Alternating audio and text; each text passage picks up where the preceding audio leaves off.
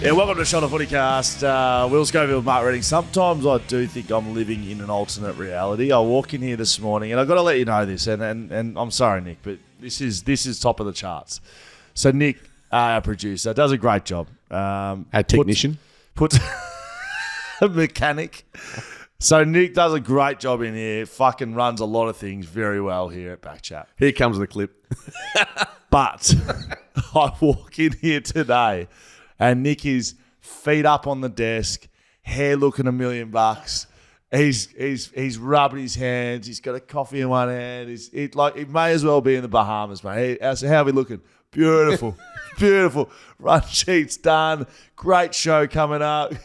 Skeeter's going to be on time. You're here early. We are killing it. I sit down, Skeeter. I sit down where I live and breathe right now, right? And I get my computer out, and the run sheet's looking great. And Nick's had his second sip of coffee, and his hair's still looking good, pristine, like Pavlich. There's no fucking microphones. He's forgot to put the microphones on the set. I've just looked at Nick and said, mate, do you reckon we need somebody to speak into today? If Bonza Airlines need someone to help them get back on their feet after what's been debacle, go and give Nick a call because we've got it covered here. What's happened to Bonza? I think they're in a bit of trouble. Is that right? Oh, I think so. I don't know the exact, and I say this with all due respect, but travel at the moment not all that safe. If you're Singapore Airlines, you heard the news. A couple of you had to have it. That was very serious. But that's not Bonza. No, it's not Bonza. Bonza won't be. They're not going to be sponsoring the Shuttle FootyCast anytime soon. Not anytime soon. Unless they get up off the ground, we'll go to Bali. Otherwise, I reckon we're cooked. Okay, that is ironic off the ground. Shuttle FootyCast on socials, very good. FootyCast at BackChatStudios.com.au. I haven't seen you wear that top Kings of the Big Game for about, I reckon, since we started this show. Yeah, I don't know. I just found it on the ground. Oh, yeah. You are such a bandwagon jumper. I'll tell you what, Skeeter. I did do some work yesterday. I made a website for us. Did you? Okay. Yeah. It is shelterfootycast.com.au. And speaking of which, shout out to Tommy from Shelter who texted me yesterday. I've got some beer coming to my place, so giddy up. I thought you were up about something. I thought it might have been our VIP section, Skeeter. We've had some more members sign up. If you want to support the podcast, you want to support Skeet's retirement, you can jump on and sign up as a VIP to the show. $10 a month will give you the Schoey tier. You get ad-free content, beers with the boys every quarter. We're going to come and have a beer with you. Well, Skeeter might anyway. Put his credit card on the bar.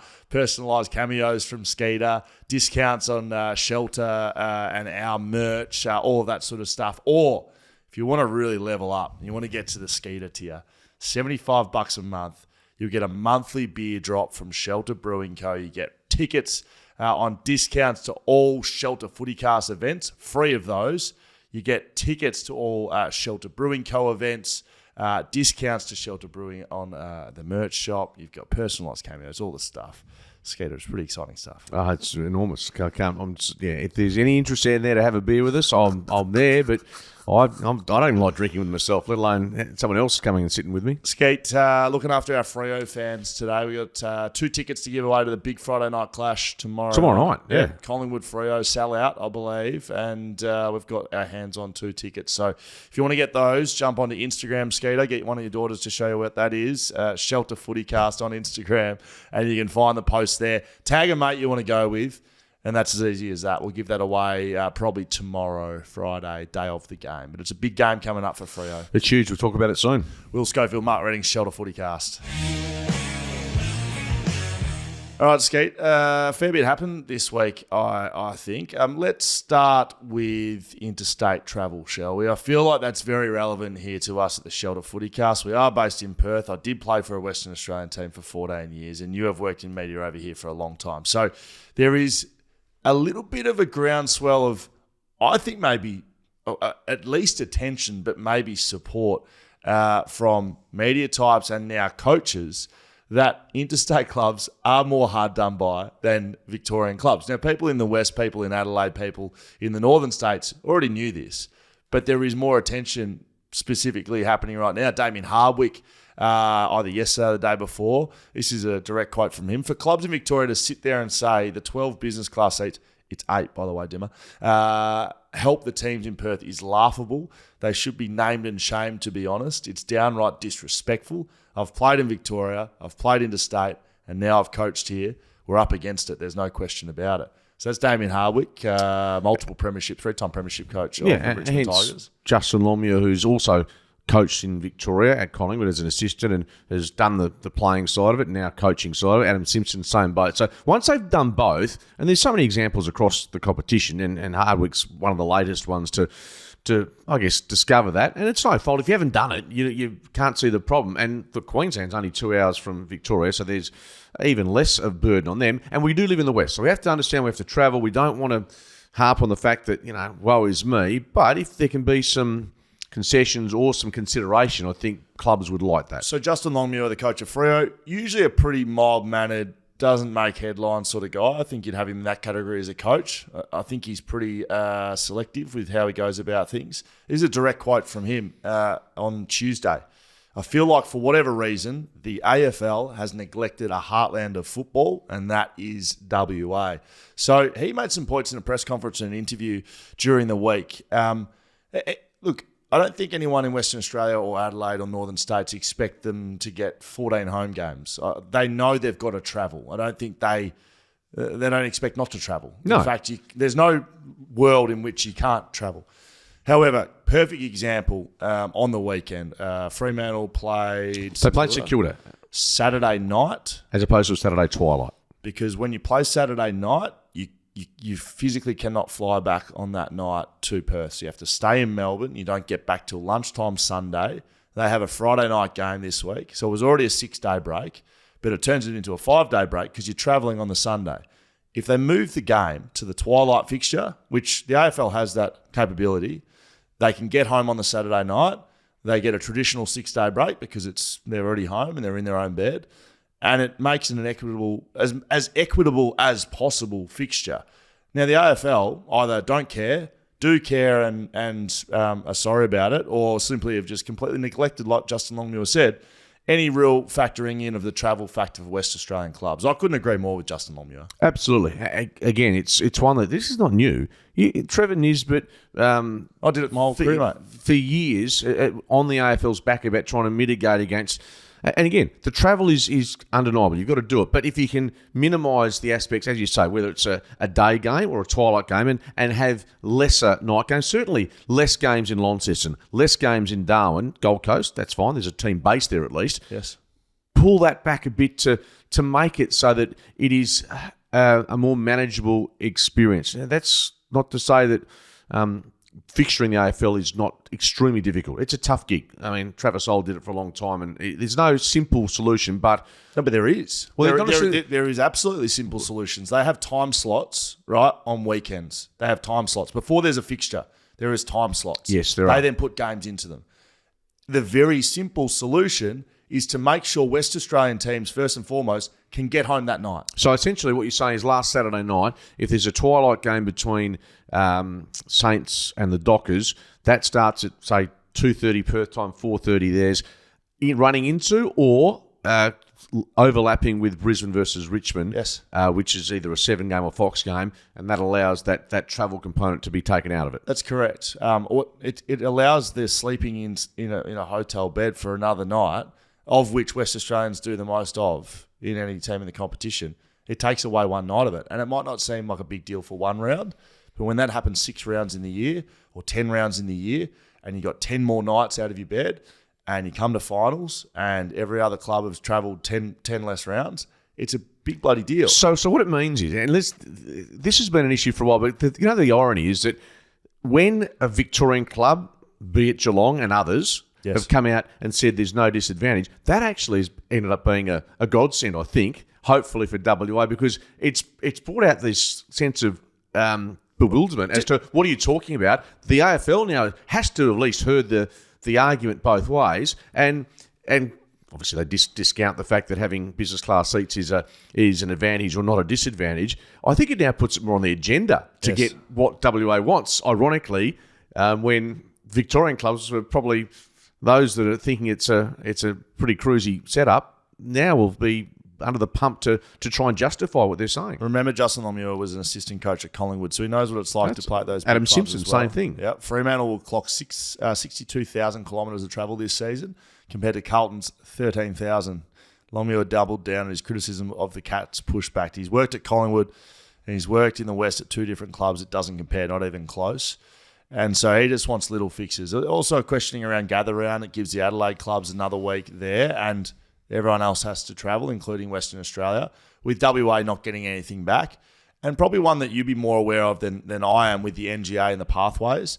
The West Australian sides can't take anyone from their next generation academies inside pick 40. Yeah. So if they have someone really good that they've developed and put time and money and patience and all of that into, they're probably not going to get him. Yeah, I think Lance Collard is the one player that springs to mind. Went to St Kilda. I know the Eagles were on the cusp of trying to get him, but their hands were tied. So there's so many different little aspects. Travel's one, the NGA set up, and they're all valid arguments, no doubt about that. The other one that has been mentioned, Simon Garlick's been pushing this as hard as anyone, I think, to try and get a travel solution, being, say, bring Carlton, Collingwood, I believe, as just 2 big clubs to WA. They play each WA club back to back.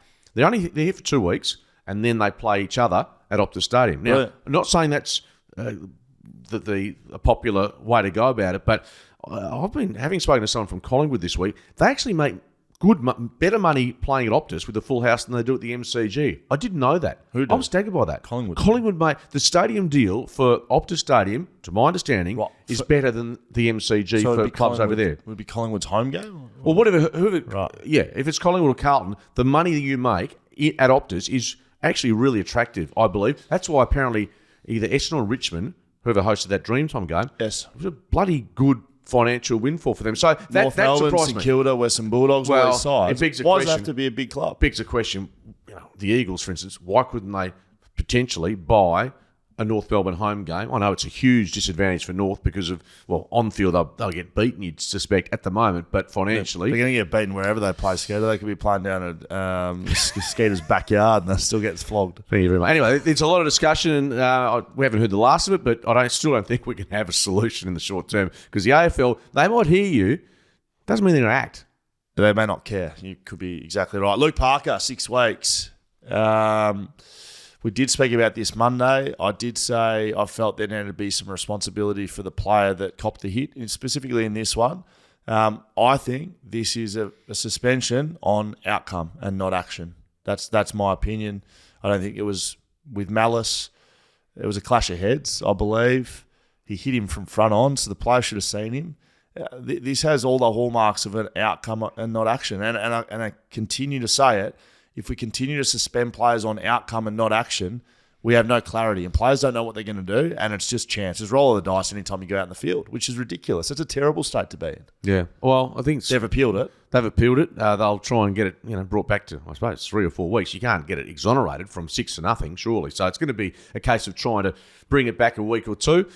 But it's been a week or two since we've had to talk about, these controversies. This is one. Parker at the moment can't get a game for the Swans, so it's not as big a story if he was certainly to come back next week. Right. But still, it'd be frustrating for one of the best players in the AFL when he's up and running. I like Nathan Buckley's tweet on this. Luke Parker, this is from Nathan. Luke Parker is a hardened AFL footballer playing against, with all due respect, amateur footballers, some more so than others. Is he responsible for the lack of awareness of his opposition that contributes to the impact of the football action? So I like it because he's supporting me a little bit. It's about the football action for mine. And is Luke Parker meant to give a handshake and give him a document about what you should expect on an AFL football field? He's been suspended once in his entire career. He's played almost 300 games, I think, for Sydney. But Schoey, all bets are off. And I'm sure, and I'd be surprised if you disagree with me, all bets are off after Braden Maynard versus Angus Brayshaw, and no penalty, and so this year they're doubling down on everything. I think this is across the board. We just can't look back and say that this is. And I don't disagree with much of it. I know. Well, maybe it is. It's ridiculous, mate. It is. And Hamish Brayshaw's open letter that went absolutely viral. He said as much as well. The ruling from the AFL giving him 0 weeks meant that action wasn't suspendable. That was a suspendable action regardless of outcome, right? The outcome, right, which is, Brayshaw he's now retired, has got the AFL shitting themselves. And now they're suspending anyone that touches a head. I just think it's a frightening position. Let me throw a curveball at you, and this is only just off the top of my head. So we go back to the Brayshaw incident. Was Maynard going for the ball, yes or no? to try and smother. I think he probably was. Probably was. Yeah, okay. So when it comes to Michael Frederick and Jimmy Webster at the weekend, yes, Webster was going for the ball. Action, yes. Yeah, for the ball. Yeah, so that's been ruled on action, not outcome. Yeah. Whereas we blink, right, and Luke Parker is being adjudicated on outcome. Anyway, it's probably not the best analogy, but I'm just It's a perfect analogy, mate, because Jimmy Webster knocks out cold Michael Frederick. Going for the footy. It's a football action, and I think he shouldn't have been suspended because of the action. Yes. He didn't shirt front him. Ironically, Jimmy Webster spent, 8 weeks? 8 weeks for Jai Simpkin because he shirt fronted him and knocked him out. Same outcome, different action. Yeah, and it was not a football incident. Jeez, it pisses me off, Skater. Will Schofield, Mark Reddings, Shelter FootyCast.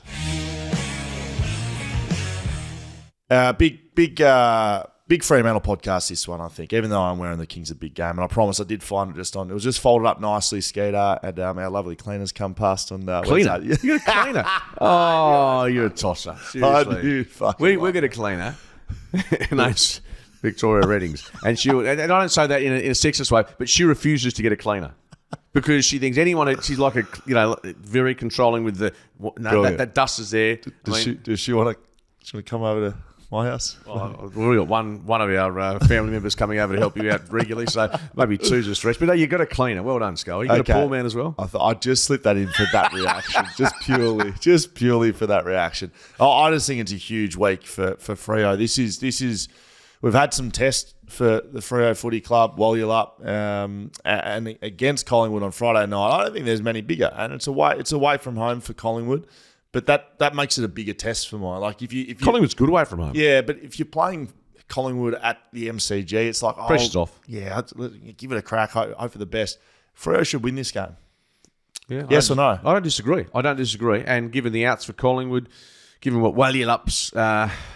Given what they did last week, on what you saw in that game, it's very hard to be confident on the quality of their football. Correct. But I mean, that can change from week to week. And against Sydney, they were exposed. We know they've kicked 13-33 over the past fortnight. But you're right. I think this is an opportunity against a Collingwood side that they've been very good. But they've been in and out of matches as well. I mean, they started well against the Crows. They fell away in the last quarter. So they'll give you a look on Friday night, either way, because of the way they play their game. It's whether Fremantle, the Wallul upside, can take advantage. So big outs for Collingwood being Reef McInnes. He'll be out with concussion. So he was kind of playing that forward role that's been vacated by Brodie Myercheck. They may get him back, by the way. They're hoping he plays. Bo McCreary as well, hoping him to return. Will Hoskin Elliott is out with a hammy. Jordan DeGoey out with ab injury. Tom Mitchell still out of the game. They're missing a whole bunch of players forward. Jamie Allett being one of those. They've got some good. We called the game against the Eagles a couple of weeks ago, and some of their fringe players. I mean, Ed Allen gets his first game, son of Ben, which is terrific news for him. Yep. I think he's like Benno's 5'10" and was a superstar player, but I think Ed Allen's about 194, 195. He's giant. They're just massive. So he gets his chance. Will Parker, who played cricket for the Hobart Hurricanes. I think he's a leggy. He comes in. He played a game of cricket 104 days ago. He gets his chance. Why do I just immediately think Dan Conster's getting a game for Collingwood? Just some little the tweaker just coming in, just a couple of leggies, and then suddenly playing for Collingwood. Just the bristle on the moustache, and there he goes. So Magpies, I've got to admire their depth because they showed that against the Eagles. They've got terrific depth, and they've got role players. For Freo, there's a couple of issues. I flagged them on Monday. They need to play Brayshaw first centre bounds and have him on ball. And you called that last week at half time or thereabouts. Yeah. If that means Fife out, Hayden Young back, Matt Johnson dropped, I don't really care what it is. But you have to play your best midfield, especially against Collingwood, especially early. You can't wait till half time and think, let's go and fix the balance up and let's get Andy Brayshaw in. He won the MVP 2 years ago. Right? Best player in the competition. And he played him on a forward flank and because of your team balance. I was supportive of team balance as well early in the year. But where they are right now, they are must-win football. Okay. So team balance out the window. Let me give you the centre square then for the opening ball up tomorrow night. You saying Darcy's playing or not? 50-50? I'm not guaranteeing he's playing. Yeah, okay. So say he doesn't play. Jackson. Yep. Sarong, Brayshaw, yep. and Young or Fife? Who do you take? Young. Okay. And where does Fife end up? Fivey could be close to a spell, Skeeter. Because of his... Well, they can't play him forward. Can't kick. No, he's not. Refuses to kick the ball. Never played back in his life. Yeah. So the only position he can't play wing. So the only position he can play is the one he's playing right now. And is he good? Is he doing a good enough job to maintain that balance, which is what I'm talking about? We look at those names. Sarong's doing medal probably as we speak. Young, we know how well he uses the footy, and he gives them that silk that they don't have in the middle. And Brayshaw, as you said, is arguably their best mid still. I wouldn't drop Fife though, because last week wasn't very good. Did he get a week off the week before? He was subbed. No, he wanted the sub week the week before, and then win against Richmond. Who cares? It's witches' hats. Then the week before that, he would have had 3 Brownlow votes, best player on the ground. So I don't think he's out of form. I think Andrew Brayshaw's a better midfielder than him. Is that okay to say? Absolutely. So do you start him on the bench and rotate him through? I don't know. How do you... Either way. Will Brodie used to do that. They used to do that with Will Brodie, play him at 60% game time and bring him on and play him in with David Mundy, because they couldn't have him on the field the entire time because he lacked defensive intensity and effort. Well, there's nothing wrong, providing the ego of Fifey isn't affected. I think you've got to look at that. And those names you mentioned inside the centre square, probably moving forward and even now, are your best quartet. I don't see... Look... Sean Darcy did his calf. A decent one. It wasn't a calf tightness. He was told, I've done a calf. They're not fun. yeah, bruising right up to the leg. So imagine putting a 50-kilo weight belt on top of you and being an athlete. Yeah. Michael Frederick will miss out on concussion. That was disappointing incident, of course. So he'll be out. Who have you got in this one? Who are you taking? I've got convinced to take Wally Lupp against Sydney 2 weeks ago. By who? Carl and Luke McFarlane said, I was Sydney all week until 10 minutes before, and then anyway. That is my weakness. I'm just such a weak individual at times. This week, I'm going to stick with Wally Lupp. I think this is a huge game for them. I don't think Collingwood's travelling quite as well as Sydney. That's not to say that they easily can win this game, given what we know what they can produce. Yep. De Goey's obviously a massive exclusion. I'm going with the Dockers. I'm going with the Dockers too. I'm on Well You're Up. And if you want to go and see this game, we've got 2 tickets to give away. Make sure you're following us on the Shelter FootyCast on Instagram and look for the post and tag a mate you want to take, and the tickets could be yours. Adelaide v West Coast. Adelaide Oval. This is an interesting one. Kuwana versus Wallich Marawa. I know Wallich Marawa. I'm not sure of Adelaide's one. Yeah, I haven't got to that point yet. Okay. I'm calling the game, but we'll get there. It'll be Kuwana. Okay. The Crows. The Crows play the Eagles at Adelaide Oval on Sunday. Yeah, really interesting game, this one. I think, a few weeks back you think, all right, see you later, Eagles, but they're becoming competitive, especially at home. Elliot Yeo will come back. I'm going to put my nuts on the line there and say he's playing. You're looking at me as if that's a big deal. I don't doubt you. I'm also thinking, despite all the talk, I'm pretty confident. Well, I think he'll stay. Others say not next year. We haven't spoken about that, have we? I'm leaning more towards it. Now, whether there's a bit of posturing by the Eagles, I know that Adelaide's into him. I've been told a couple other clubs have inquired, but not to the same level. So, yeah, I personally think if he can get even a reasonable deal with the Eagles, he'll stay here. But again, how you probably know better than I whether he is driven by financial security or not. And you know what? There's nothing wrong with that. So I hope this is taken in full context, right? I hope it's not clipped up. Which never does in the media. Yeah, but this isn't clipped up into a tiny little bit and say, like, Elliot, Yo, goodbye. Elliot, I think Yoey wants to stay. Yeah. I think he will stay. I think he really loves the club. He loves being here. He's got a partner that's pregnant. Yeah, his dad's been crook and so all those things. And I think he wants to get the deal done. But then I watch him. He's done his radio gig on 96 FM. 96 FM. And strange answers. So I don't know if that's Yoey just not being experienced enough in the media or not. All Yoey had to say, right? And if he's not getting coached by his manager or the club or anyone, all he had to say was, great, I'm glad there's a lot of interest. I want to stay at the football club. I want to stay at West Coast. It's in their hands. We're all big boys and adults and big girls. We know what's going on, right? Clearly there's interest from rival clubs. Just hear me out, right? You're moving around and shaking your head and grumbling along. I really want to stay with West Coast. It's in their hands. I want to get a contract and I want to sign it. And that's it. And any other deals are relevant to that if we can get a deal done. Why can't you just say that? Well, because... Why can't you say that? Well, if you let me explain why. Why, Skeeter? Because, well, it's like buying a house. You say, I want that house. That's really want that house. He's playing a little bit coy and a bit, just trying to just cool his heels and allow the process to take place. And maybe he's a $500,000 short over the 2 years, for argument's sake, at the Eagles. If that drags on, and he, obviously wants to get back playing footy as well. Yep. I mean, you want to be playing good footy when you start sprouting off that you want to stay here and you want to go there. So I think he's being cautious because of that as well. So I can understand where he's coming from. A lot of players do that. I mean, even Patrick Dangerfield, we knew he was going from Adelaide to Geelong. We knew it. But even, as we do in the AFL, still pisses me off refused to say, look, I've talked to the Cats and, that's a possibility.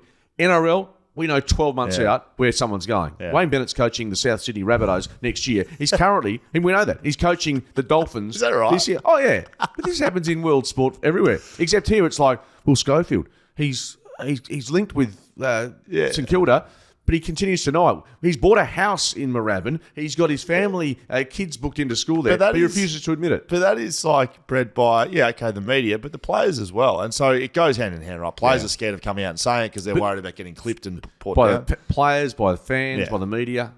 Yeah, it's an interesting one, isn't it? To finalise it, I think he stays. Yeah, I agree. But I wouldn't bemoan him if he was going to get... If he gets 3 years... that's the one that you think... You're going to get $1 million more dollars. In your career. Think about it, just listening along, watching along. If you're going to get $1 million more bucks doing something over 3 years, I reckon you're going to think about it. I'm gone. I'm fucking gone too. Don't worry about that. See you later. Bloody hell. If only we could be in that position. Who are we tipping? Who are we like? Well, I was at Rankins missing with a hamstring. I think that's a big out for them. And if Yowie comes back in, look... I think you've got to think that West Coast can challenge the Crows. I'm picking Adelaide. Yeah, I'm picking Adelaide. Just quickly. But I wouldn't be surprised if it's closer because I do think the West Coast like playing at Adelaide Oval. I did call, you might have been with me, a pre-season game between these two clubs. Yes. And Harley had a bit of spunk about him. He was pushing and shoving, getting involved.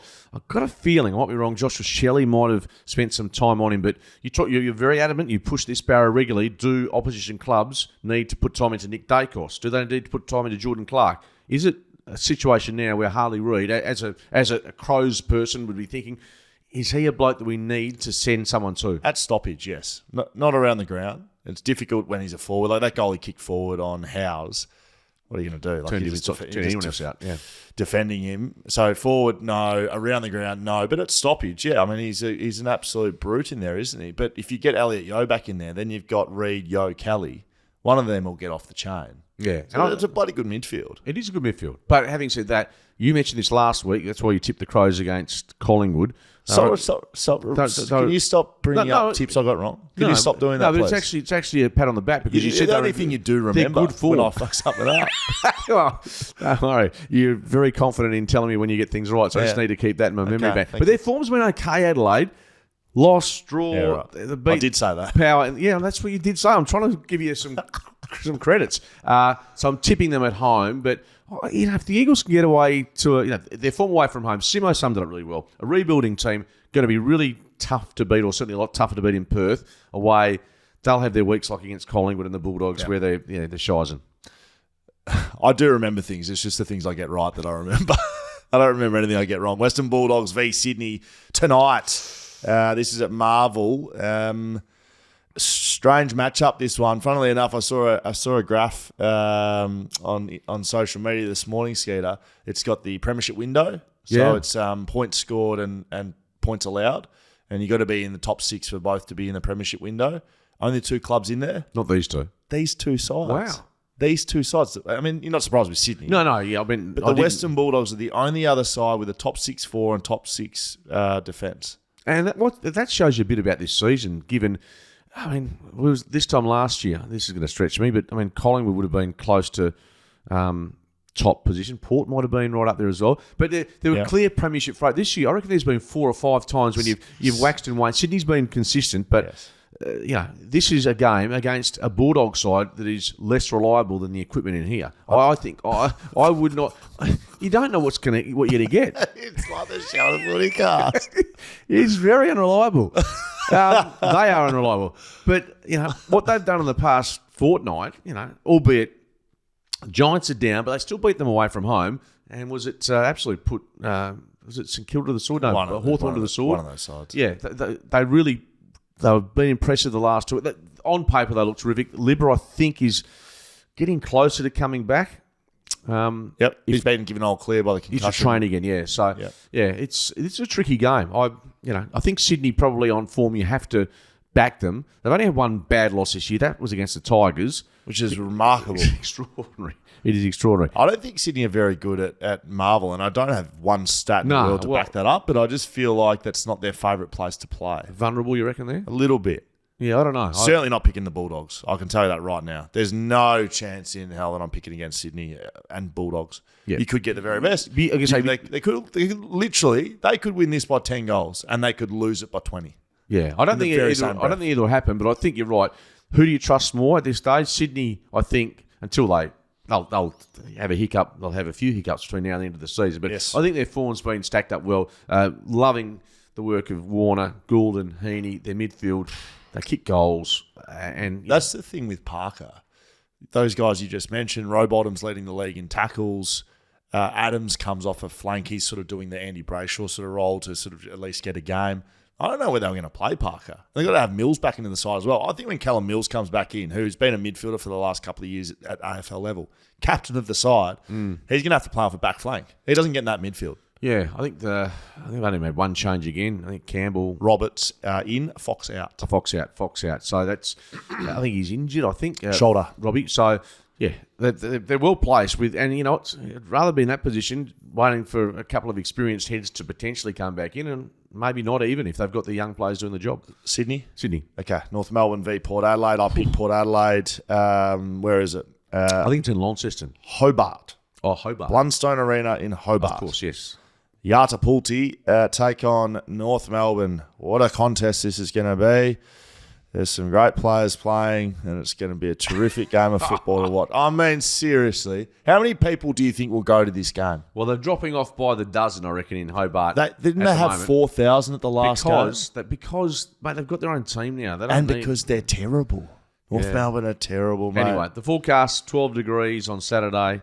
Connor Rose could be back from his 3 weeks because he's done a hammy and he's come back from that. I don't think you'd play him. Why would you play him? No, I 100% get him running laps around an oval. 100% agree. The power, again, how they beat Hawthorn, I don't know after being 6 goals down and down by 2 goals with a minute and a half to play or whatever it is. But they'll beat North, who are clearly a side that, if they win a game this year, there'll be people, the odds, I haven't had a look, the odds for them not winning a game this year would be reasonable. Moderate, yeah. Wouldn't be anything outlandish there. And I can't see them winning. They'll bounce somewhere. They'll beat a side that is either injury-stricken or asleep at the wheel. Could be this way. Well, Port's that type of team, aren't they? Yeah. Surely they can't. They've got enough quality. They do win. Sure. Jason Horne-Francis, he's still... he talked about Harley, but he's... Dangerfield. He's just Dangerfield. He's a good player, isn't he? He's probably a better kick than Dangerfield was, though, I reckon. He's got a little bit more precision. Danger was just get it going forward. Yeah, I think Charlie Dixon's going to have a rest, by the way, being managed this week. Okay. I'd be managing half the team. Carlton v Gold Coast, Marvel Stadium. This is a good game. Yeah. I like the sound of this. Carlton will be sweating on the fitness of Jacob Wiedering. He's a big part to how they play. He was subbed off last week with a quad. I don't know if it was a strain or a cork. Have you ever done a quad? A strain one. So that can be quite. They're not... He hasn't torn his quad. They're not hoping he gets up. If you've torn your quad, it's like a 10-week injury. So he hasn't done that. I don't like think. Your pec. No, your pecs. It's like the NRL blokes do their pecs. Yeah. Adam Reynolds has done their pec. Like they're long-term injuries. I was going to say, yes, just like your pec, except it's on a completely other part of your body. Time-wise out, you numpty. Okay, thank you very much. Look, Carlton have a decent injury list right now, and Gold Coast. So the knock on Carlton is like, can they stop a score? I think they're ranked bottom 4 score against at the moment, Carlton, so they can't stop teams scoring. And then Gold Coast can't win away from home. Oh, they haven't won away from home. Well, they won in Darwin. No, that's Darwin. To Darwin, I reckon that's close to their home It's as side. close to home as you can get without being at home. Correct. No, you're right. And that, look, Noah Anderson, they have the talent there. Is it time for them to start, taking a big scalp in Melbourne? Yes. In Victoria. Yes, and Carlton, for all the talk of premierships, etc., mate, I know I don't get few things right, but I remember watching them against the Dockers, and I thought to myself, this side, yes, they're no world beaters. They played some good footy. They got out of jail late. They won the game, and they've had some good wins this year. I do remember you saying this, but they didn't really impress me as a side. I'm going, wow. Like I saw with Sydney against the Dockers at Optus, they impressed me. Carlton are a long way off that in my mind. They might look forward to the mid-season break, the Blues. I mean, they've got Wiedering, who's also coming out of contract. I think he'll stay. 1.5? Something. 1.5 over 8? Something really. So not over 8. 1.5 a year for 8 years. Yeah, it's a lot of coin. But Vossi's got to be careful with this team at the moment. We know they've got Cripps and Walsh, and they've got Chera's been injured a bit this year as well. Yes. Marvel Stadium, they should be winning. I remember a game last year where Carlton had lost 5 in a row or something silly. They played Gold Coast at the MCG. They were down a couple of goals early. Then they absolutely poleaxed the Suns, which went on a bit of a run from there. So whether that's the case this year, you can't be tipping the Suns. I know that. So I'm tipping Carlton here with not a great deal of confidence, but again, away from home, you cannot tip the Suns away from home until they win this game, which they probably will. We can't tip them. But I don't mind them playing at Marvel. I think that's if the roof is closed and everything's pristine, I prefer them. But maybe they don't want pristine, mate. They win in slippery conditions. Yeah, but you're not going to get the MCG, are you, either, unless it's wet. Do they ever play at the MCG? I can't remember Gold Coast ever playing there. No, you're probably right. That's where they played Carlton last year at the MCG. Okay. And they got spanked. All right, we're both taking Carlton, but it's with caution. If Gold Coast win this, then I can pick them away from home. Yeah, this is a big game for both clubs. Let's be honest. The Suns in the 8. They're very close to it, if not. They're 8th. Yep. Yeah. Carlton are 10th. Both on the same amount of wins, just a better percentage for the Suns. Geelong v GWS, Skeeter. Another good game and a big game.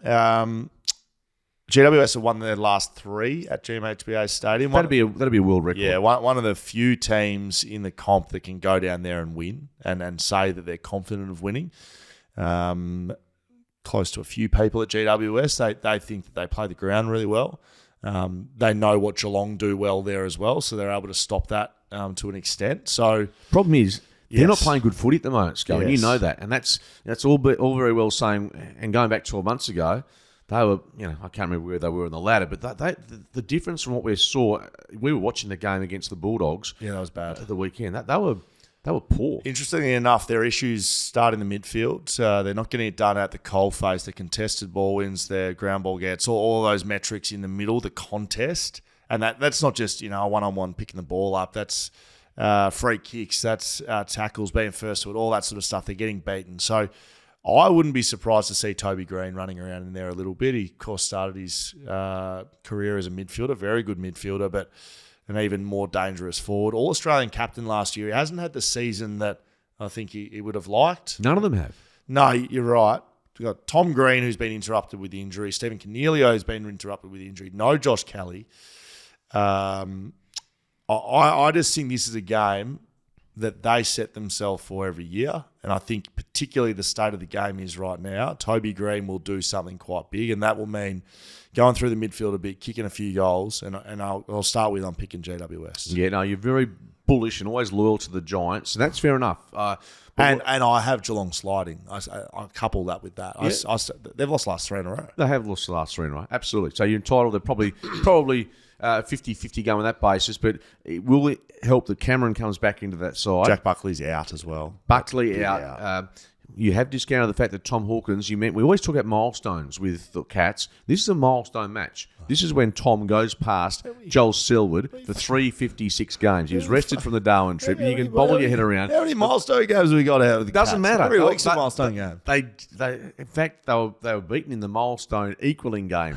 So this is one they're due. I'd always loathe to pick against the Cats. If the Giants are playing good footy, I'd be very much on your train. But I don't know if they're going that much better. And the Cats, I just feel after losing 3 in a row, playing at home, when's the last time you've tipped against the Cats at home? It's pretty rare. Pretty rare, yes. And you had them clearly the best side in the competition. After round 7. Yeah. And they were I told you they weren't, and they lost 3 in a row. They were top of the table, so they were the best side at that stage. No, they weren't, because they weren't playing like that, and then they lost 3 in a row to prove my point. So who's best side in the competition? That's it. And who's the next best side in the competition? No idea. Well, who's second? Not Geelong. No. Do you think Geelong is second best side? No, not at the moment. Of course not. No, but you only beat who you beat. Well, I understand that. That doesn't make you the best side in the competition if you beat who you beat. Well, they beat Carlton. I thought that was a pretty good win. But you just said Carlton were no good. I don't think Carlton are that good, but Carlton were at that stage premiership second favourites. Not in your mind. You just told us that. Yeah, well, anyway, I'm picking the Cats. You pick the Giants, and I'm sure if the Giants are up by 4 goals, you'll be texting me like some imbecile at 3/4 time. So to answer your question, I think it could be Collingwood second best side, and that's with their injuries. Yeah. Is that not beyond? Yeah, it's not beyond the realm. Essendon. Can I say Essendon deserve to be in that conversation at the moment? Richmond Essendon. So you're picking Geelong. Yep. Richmond Essendon MCG Saturday night. Big Dream game. time. Dream time. This is dream time at the G. How good. This is a great game to watch. Like, just as a spectator, seeing the lights off and it's better when there's it's better when both clubs are going pretty well, and this isn't the case at the moment. That's a very good point. Yeah, it's lost a bit of its luster, hasn't it? I mean, and the big question moving forward, Dusty Martin, they're trying to limp him to 300 games. How many's he on? He's not far away. Bottom line is they want to play that 300 at the MCG. So get manipulated a bit like Tom Hawkins. Yeah, but they play every game at MCG. So well, they do play a few there, but yeah, they're just so bereft of bodies at the moment. And Adam Uze, it's a tough gig for him. And just on Dusty, talk about him, either playing on, going to the Gold Coast. I think odds are this is my priority. I think he'll be at the end of the year retiring as most likely. Gold Coast Suns as a second possibility, continuing with Richmond number 3. Yeah. I've probably got it back the front. No, I think that's right. I think he's more likely to retire than those other 2 options, but that's just having spoke at a bloke who worked for Richmond. He said, look, I'm not sure Dusty's got much more petrol left in the tank. And that's motivation as well. Well, you've been in the buffet. I keep saying it. Scott, if you'd won all series, if you'd won 3... the head bobble would be I won 1 and look at me. Look painful. It'd be just. I had a mediocre career and won 1. Look at me. Imagine if I won 3. Oh no, you're potting Matthew Pavlich at sporting functions, saying, "Oh, how many flags have you won?" All this sort of stuff. I mean, all this sort of stuff. What's the answer? You know what? Humility and humble is always a good attribute to have. Self-deprecated, don't worry. Anyway, what was my point? Dusty, he's done it all. 297 he's played. So he's close. Yep. Who are we picking? Bombers, very good. Peter Wright adding some 5. Sam Draper's out, I think, for a fair extension of time. Darcy Parish, I believe, has got an injury as well, so they're a little bit depleted. They are. We looked at their fixture a few weeks ago and thought they had a pretty good run in it. So they played North last week. They played Richmond this week. It's win-win for them. They don't lose this game unless they completely switched off. The Tigers just don't have the manpower, unfortunately. Essendon have got Richmond, then Gold Coast away. That'll be built up. That'll be huge. Carlton at home, West Coast at home. Geelong. They should win most of those games. Yep, most of those games. Top 4, here we come. Good on them. Bloody like it. I'm picking Essendon as well. Hawthorn v Brisbane, Marvel Stadium, this one. 11 o'clock on Sunday. James Sicily should return. So that's a big in for Hawthorn. They bloody should have won that game. So let me ask you this. Forget the ins and outs. How is it when you lose a game like that? Does it steal you for the next week, or can it be mentally and physically deflating? Probably the latter. I'd love to say you'd be it would depend how they reviewed it, to be honest. If they reviewed it harshly, which they could have, it could go one way, or they could have said, look, I watched the entire last quarter, right? Because I saw some of the criticism that they went into park the bus mode too early, and I watched the whole last quarter. I don't think they did too much wrong. And so, I'm not saying I'm a complete genius, but I reckon Sam Mitchell will be on the same path. So if you're a head coach and you're thinking, how do I get them to win next week? Because, yes, you want them to learn, but you can't do anything about that loss, can you? It's done. I think he probably would have taken a bit of a softly approach, taken some clips and say, hey, we should have done this better. But you did almost everything right. You were leading by 6 goals away from home Adelaide Oval against a decent side.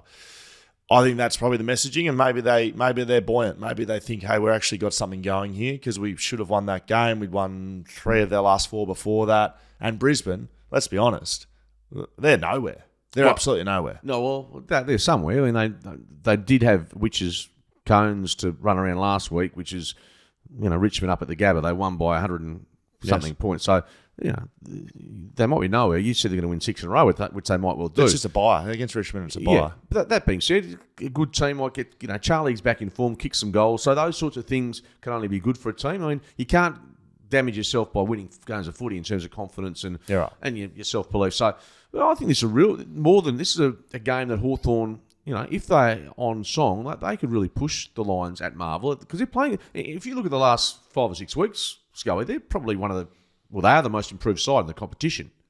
Hawthorn. Yeah, that's probably right. I mean, from where they were, they looked, bereft of any confidence early on, and they were getting pumped by teams. Now they pushed Collingwood to 5. They've won matches. They've beaten the Bulldogs, who, rightly or wrongly, are one of the premiership credentialed sides as we speak. So, yeah, they've done a lot right. If we had our Roughie of the Week, if there are any sponsors out there right now that want to sponsor the Roughie of the Week, happy to bring it back. This will be it. I'm picking Hawthorn. Yeah, I'm picking them.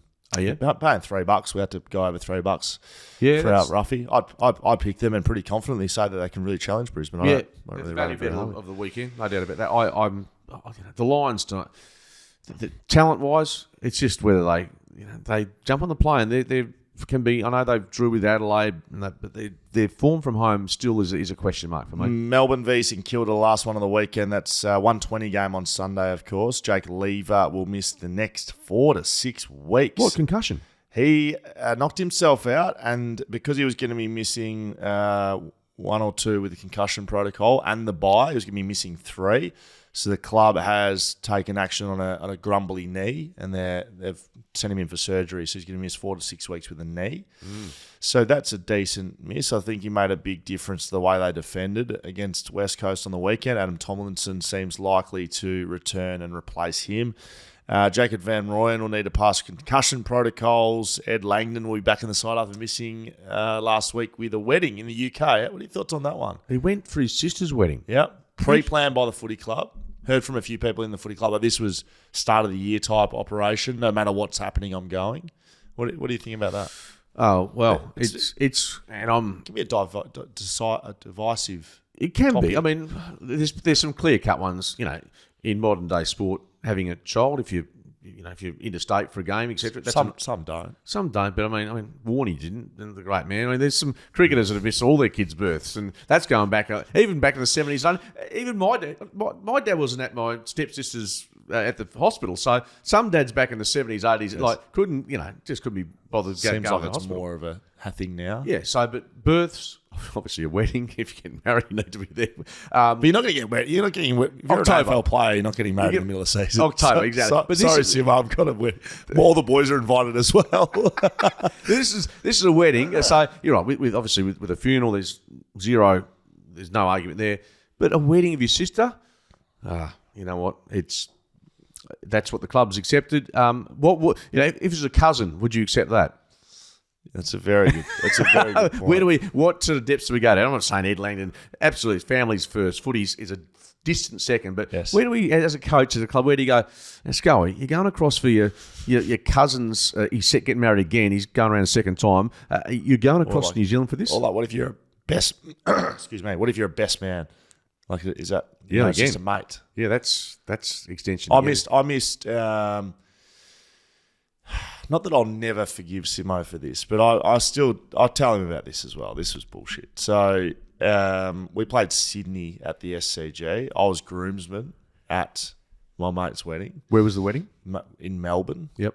And I asked to go to it, and he considered it. And hang on, what day was the wedding? What day was the match? Same day. The day before the wedding. Yeah, the day before the wedding. So I wanted to potentially go and come back because I was emergency. I wasn't actually playing, but I travelled to Sydney to be emergency to watch the game, and then I flew in for the recovery the next day. So no, it was the same day as the game.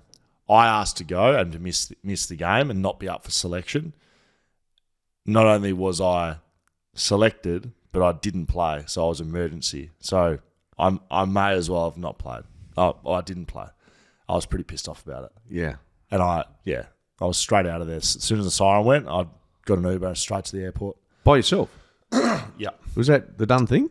Oh, I was allowed to. The game was over. No, but don't you normally travel with the team? Yeah, but I wasn't allowed to go to the wedding, so...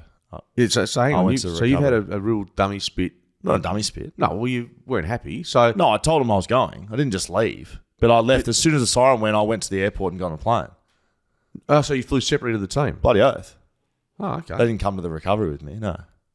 Okay. You're allowed to do that. Like, that happens a lot. That happens a lot okay. with interstate players. That happens a lot. Like, you might stay an extra night to see your family, or you might stay an extra night to hang out with your mates. Or okay. I thought it was more a case of the team was travelling at 6. You thought, bugger that, I'm getting a different flight. Well, it sort of was, but like, they went to Perth. I went to Melbourne. Oh, okay. Sorry. So I thought you were going back to the same destination. No, Melbourne wedding. So what happened? You got there for the what? The day after. Yeah, I missed the wedding.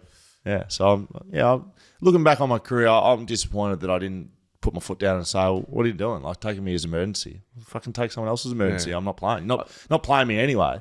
But when you're in that footy bubble, right, and that sort of stuff happens, you think, oh, if I do that, I won't get picked up next week. Go back to the pecking order. Do all this bullshit. I think we all do. I mean, everyone in their jobs, just briefly, I work a lot of weekends, have for 30 years. You miss some events in your life, some of your kids' stuff that you wish you hadn't, or some events. So, we've got a pretty privileged job, and there are occasionally some times when it means you miss stuff. Certainly not poor me, but I've missed a lot being over here, and it annoys me at stages. Will Schofield, Mark Redding, Shelter FootyCast. Who'd you pick, Melbourne or St Kilda? Melbourne to win that one, having seen the Saints firsthand last weekend at Crown. You saw Melbourne firsthand as well. They weren't very good. Where did I see them against? West Coast. Yeah, that's true. I was more impressed.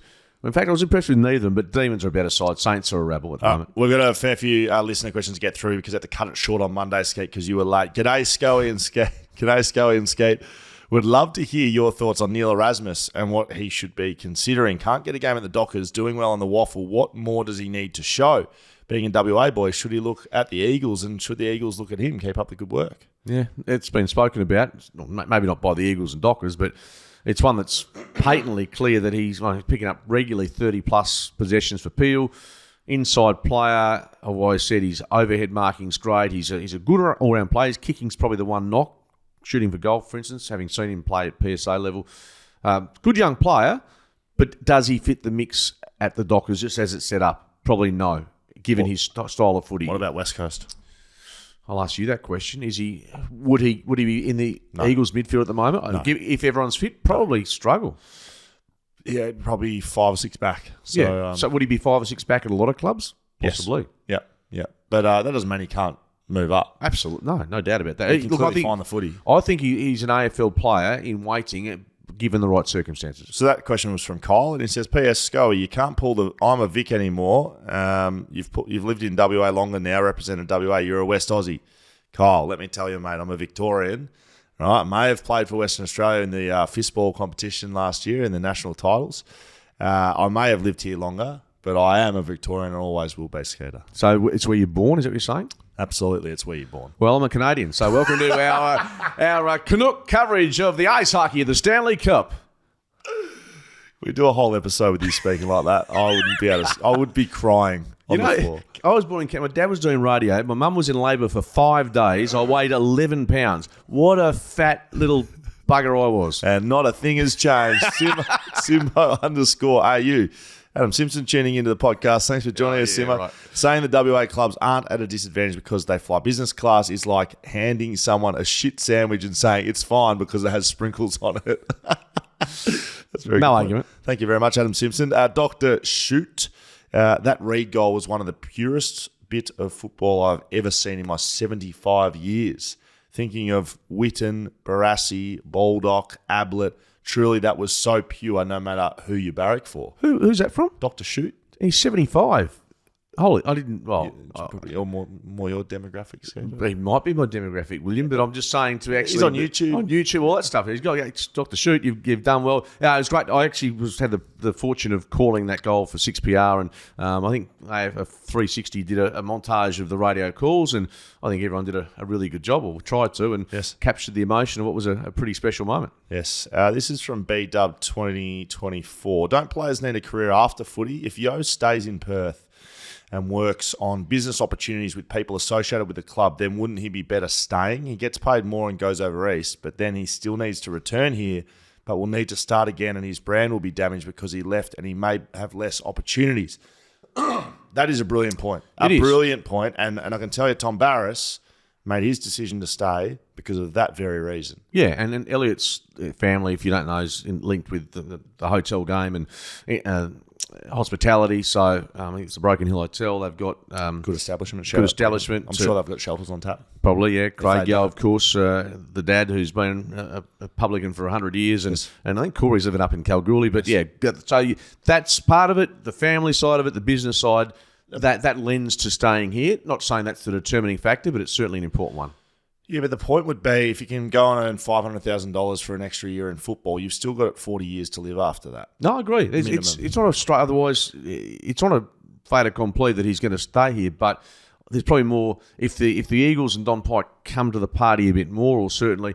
But they're entitled to sit back as well and say, okay, how much more footy are you playing towards the end of the year? How well are you playing? How's your body? Yes. You're entitled as a football club to do that. And I think they'd be remiss in their duties if they gave Elliot a 3-year contract. That's just my opinion, given what we've seen from his body. I mean, I was disagreeing with Nat Fyfe getting 2 and Michael Walters getting 2 years when the Dockers gave them those contracts after the age of 30. I think we've just spoken about this before, but yeah, I think you've got to be a bit more cautious with handing over longer periods once you get towards the end. Wilma, I've got a question here from you, but we're going to save this one for Monday. I think it's a little bit more relevant to the mid-season draft that's coming up on next Wednesday. 5 o'clock our time, a handful of West Aussies. Will West Coast take a pick? Will Freo take a pick? I think West Coast certainly have the availability to take a pick. Given Milan Murdoch saw him in the state game. They looked at him even before the state game. I believe they had some measurements done on him and what he did in the state game. So he's an option. Jasper Scaife, Jacob Blight, who played well in the state game. So I think the Eagles might have spoken to him as well. So I reckon West Coast, yes.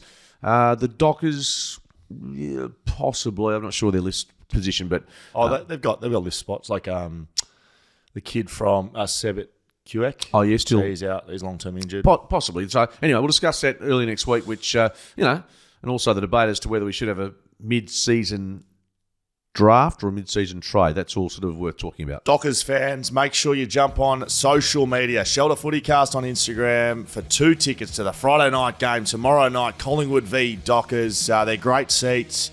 An ex-legend of your club seats, actually. You can jump on those. Make sure you're on Instagram, Skeeter.